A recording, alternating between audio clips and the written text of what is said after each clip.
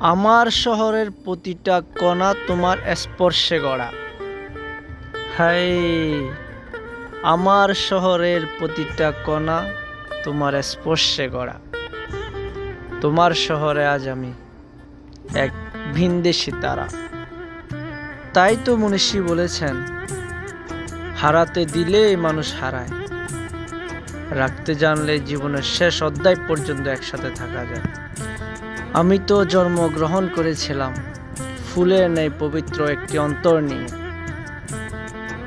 সেই অন্তরে আজ দূষিত হয়েছে নাফসের দোহায় পড়ে। তোমার সাথে কথা বলে এক আকাশ শান্তি পাই। তোমার সাথে কথা বললে এক আকাশ শান্তি পাই। তোমাকে দেখার মাঝে আমি এক সমুদ্র সমান তৃপ্তি পাই।